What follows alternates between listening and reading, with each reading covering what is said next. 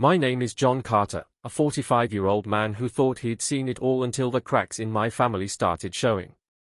I live in a modest house on Maple Street, just outside Portland, with my wife, Lisa Reynolds, and her daughter from a previous marriage, Emily, who's now 17. 3 years ago, I married Lisa in a quiet ceremony at St. Mary's Church. She was a woman with warm hazel eyes and a laugh that could melt away a hard day, and Emily was this shy 14-year-old kid who barely looked up from her phone. I figured being a stepdad would be a challenge, but I was ready to try. I never imagined it'd turn into something so twisted, something that'd leave me questioning every move I made. It all started a few months back, right after Emily's 17th birthday in January. I just finished a double shift at Miller's Garage, where I fix cars for a living, and I was dragging myself down the hall to bed. That's when I noticed her bedroom door cracked open, a faint blue glow spilling out like a beacon in the dark. I'm not the type to snoop, God knows I've got my own baggage, but something made me pause. I peeked inside, just for a second, and what I saw stopped me cold. Emily was sitting cross-legged on her bed, her laptop balanced on a pillow, her face bathed in the flickering light of the screen. It wasn't some harmless YouTube video or a Netflix binge. It was porn, raw, explicit stuff, the kind that makes your stomach churn when you realize your kid's watching it. Worse, her hand was under the blanket, moving in a slow, deliberate rhythm. Her eyes were half closed, lips parted, completely lost in whatever was playing out in front of her. I stumbled back, my heart slamming against my ribs like it wanted to break free. My first instinct was to barge in, rip the laptop away, and demand to know what the hell she was thinking. But I didn't. I just stood there, a grown man paralyzed by his stepdaughter's secret. I told myself it was a one-time thing, a teenage phase, kids get curious, don't they? I crept back to bed, buried my face in the pillow, and prayed Lisa wouldn't ask why I looked like I'd seen a ghost. But sleep didn't come that night. All I could see was Emily, her silhouette against that glowing screen, her hand moving like it had a mind of its own. It wasn't a one-time thing. A week later, I caught her again. I was passing by her room on my way to grab a glass of water, and there it was, door ajar, that same eerie glow, the faint hum of sound through her earbuds. I should have kept walking, but I didn't. I looked. She was in the same spot, laptop open, videos blaring, her hand working under the covers again. This time, she didn't even flinch when the floor creaked under my weight. She was too far gone, rocking slightly, her breathing shallow and quick, like she was chasing something she couldn't quite catch. I stood there longer than I should have, watching her, trying to wrap my head around it. How often was this happening? Every night? During the day when we weren't home? Was it just the videos, or was there something more driving her? I didn't tell Lisa. How do you even start that conversation? Hey, honey, your daughter's got a habit you might not like. I kept it locked inside, a secret that gnawed at me every time I saw Emily at the breakfast table, her brown eyes avoiding mine like she knew I knew. I started paying attention, looking for signs. Her door was closed more often now, her earbuds a permanent fixture. Once, I heard a faint rustle through the wall late at night, sheets shifting, a stifled gasp, and I knew she was at it again. I told myself I'd handle it, figure it out on my own. But I was kidding myself. This wasn't something I could fix with a stern talk or a grounded phone. Things took a darker turn a few weeks later. Lisa and I hadn't been close lately, work, bills, the usual grind had worn us down, but one Friday night, we found ourselves tangled up in bed, rediscovering each other. It had been too long, and for a moment, it felt like the early days, before the weight of parenting crashed down on us.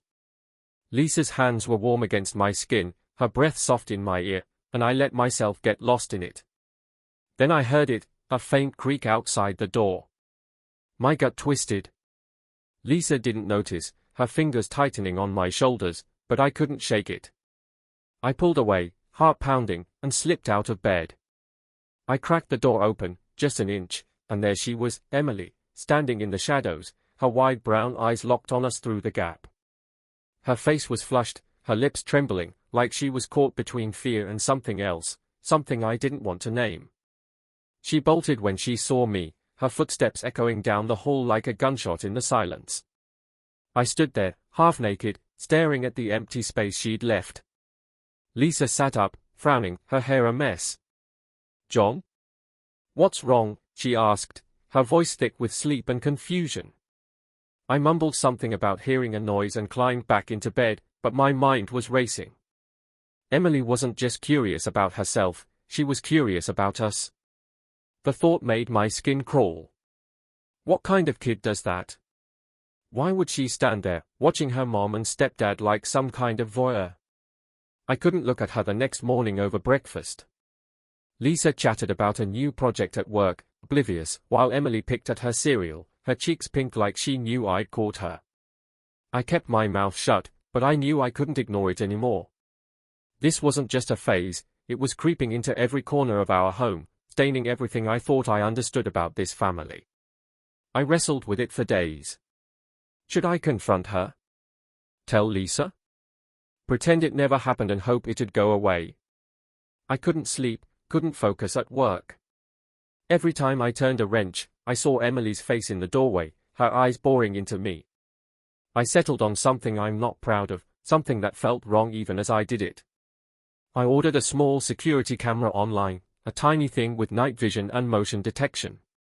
It arrived in a plain brown box 2 days later, and I installed it in the hallway the next afternoon while Lisa was at the grocery store and Emily was out with friends. I tucked it behind a picture frame, aimed it down the corridor, and linked it to my phone. I told myself it wasn't spying, it was protecting. Protecting what? I didn't know. Maybe my sanity. Maybe this fragile little family I'd built. That night, I couldn't sleep. I lay there, staring at the ceiling, my phone on the nightstand like a loaded gun. Around 2 a.m., it buzzed. Motion alert. I grabbed it, hands shaking, and opened the app. The grainy footage loaded, and there she was, Emily, slipping out of her room in her pajama shorts and a loose tank top, her hair a tangled mess. She tiptoed down the hall, barefoot, stopping outside the bathroom, my bathroom, where I'd showered a few hours earlier. The camera didn't catch everything, but it caught enough. She leaned against the wall, one hand braced for balance, the other slipping under her waistband. Her head tilted back, lips moving silently, like she was whispering to herself, or someone else.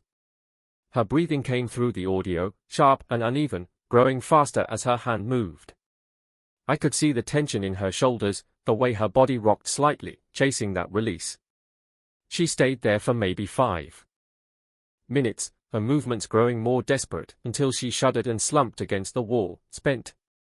I thought that was it, that she'd go back to bed. But she didn't. She crept back to her room, leaving the door half open, and I switched to the second camera I'd installed near her doorway. Yeah, I'd gone that far, God help me. The audio picked up everything, faint moans, the rustle of sheets, her breathing hitching again. She was at it again, relentless, like she couldn't stop. I watched, horrified, as her shadow moved against the wall, her hand working under the covers, her gasps cutting through the silence. It went on for nearly 20 minutes, pausing, starting again, like she was trapped in some endless loop. I turned off my phone, hands trembling, and stared into the dark. Was she thinking about me? About what she'd seen in our bedroom? The idea made me sick, but I couldn't shake it. I couldn't keep it from Lisa anymore. The next morning, after Emily left for school, I pulled her aside. "We need to talk," I said, my voice barely steady. I sat her down at the kitchen table and opened my laptop, showing her the footage, edited, of course, just enough to make the point without crossing a line I couldn't uncross. Her face went white, then red, then white again, her hands flying to her mouth. "Oh my God, John," she whispered, tears spilling over. "How long has this been going on?" "I don't know," I admitted, rubbing my face. "Weeks, maybe longer. I caught her watching us too, last week, outside our room." She was just standing there, staring. Lisa sank back in her chair, hands covering her face. "This is my fault," she said, her voice breaking. "I should have paid more attention. She's been so quiet lately, so distant. I thought it was just school, or boys, or something normal. It's not your fault, I said, though I wasn't sure I believed it. She's 17, Lisa. She's old enough to know what she's doing, but young enough to not know why. We've got to do something, therapy, maybe. A counselor? Lisa nodded, wiping her eyes with the sleeve of her sweater. I'll call someone today. But what do we say to her? She's going to hate us, John. She already pulls away every time I try to talk to her. She might already hate me, I muttered, thinking of the way Emily glared at me sometimes, like I was an intruder who'd stolen her mom. We spent the rest of the morning planning. Lisa Googled therapists, I paced the living room, rehearsing what we'd say. Emily, we're worried about you, we'd start. We want to help. It sounded weak even in my head, but it was all we had.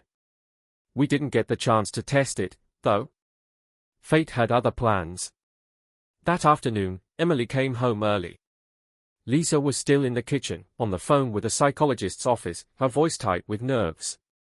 I was in the living room, the laptop open to the camera app. I'd meant to close it, but I got distracted. Emily walked in, her backpack slung over one shoulder, and stopped dead when she saw the screen. It was paused on her creeping down the hall, her silhouette unmistakable. What the hell is this? She snapped, her voice sharp enough to cut through steel. Emily, we need to talk, I started, standing up, but she cut me off. You're disgusting, she spat, her eyes blazing with fury. Both of you. Spying on me? Filming me? What's wrong with you? Lisa rushed in, the phone still in her hand, her face pale. Honey, we're worried about you, she said, stepping forward, reaching out. Emily jerked back like she'd been burned. Worried? You're sick. You're the one sneaking around, pretending you're perfect. I hate you. She threw her backpack down and stormed upstairs, slamming her door so hard the picture frames rattled. I heard something crash inside her room, a lamp, maybe, and then silence. Lisa collapsed against me, sobbing into my chest. What did we do wrong, John? What did I do wrong? Her tears soaked through my shirt, and I just held her, staring at the ceiling. I didn't have an answer.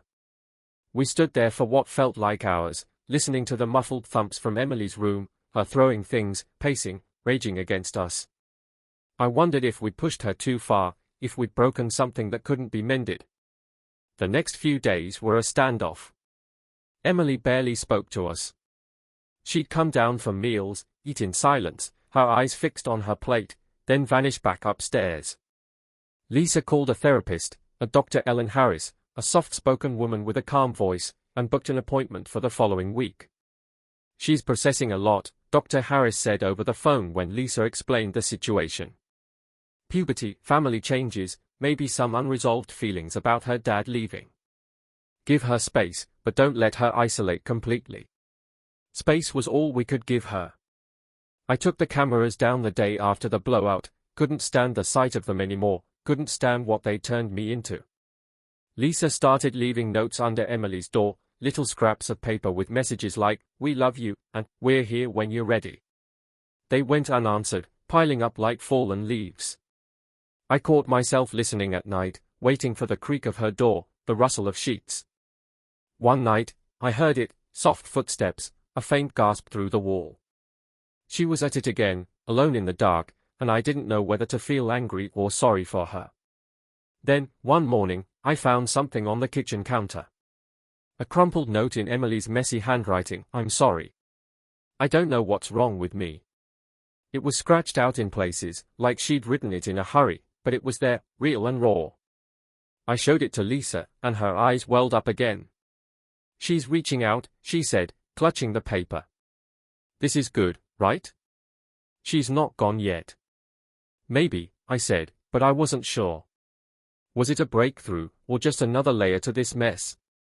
I thought about the footage, her in the hall, braced against the wall, her hand moving like she was punishing herself. Her in her room, night after night, chasing something she couldn't name. Her standing outside our door, watching us with those haunted eyes. It wasn't just about what she was doing, it was about why. What was driving her? What was she hiding?